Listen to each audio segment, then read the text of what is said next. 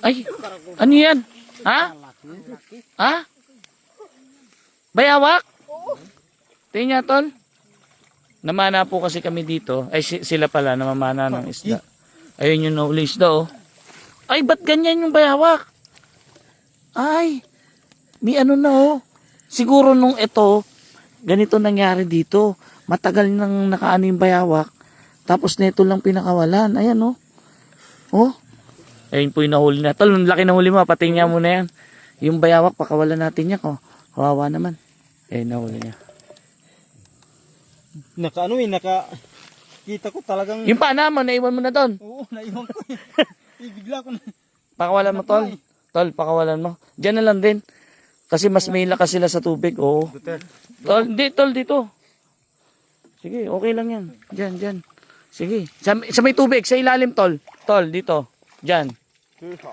Tol, diyan, oh. Yan. Diyan. Para ano. Mas may lakas sila diyan. Kaya nahuli mo, palagay ko. Sige, tol. Yan.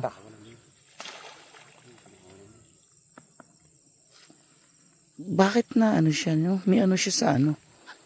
No?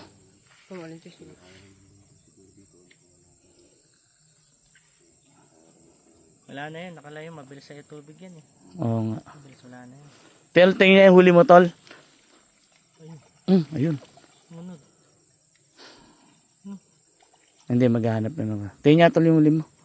Wala, ano na yan, ano na yan. Sisid mo, nandiyan pa uli oh. Tingin niya. Ay, original pala mga tilapia rito. Ah, matataba. Pwede pala tayong balikan ng... Hindi, di ba nanghuli kayo kanina? Gaano karami nahuli nyo? Kalahating ano po, isnit. Kalahating? Nasa 6 yatang kilo. 6 na kilo. Pag pala binalikan natin to bukas, maganda maglagay tayo ng bubog. Mukhang mainit dito kasi po, ito po, parang ano lang siya, ayan o. Naipunan ng tubig, no? May mga kasama natin, oh.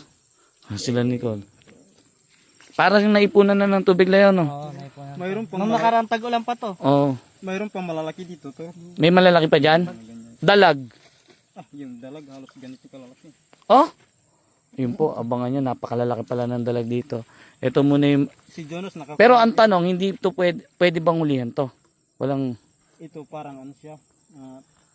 Pinag-anuhan kasi ng hindi ko alam kung quarry o pinag-anuhan ng buhangin. Pinagpunan ng buhangin. Pero walang may-ari ng isda?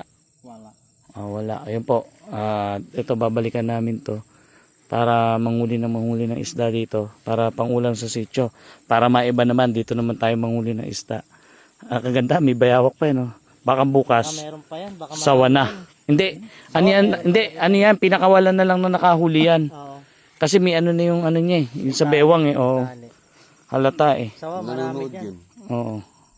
Abangan nyo po yung adventure namin dito bukas. Tsak mas maganda pag maliwanag.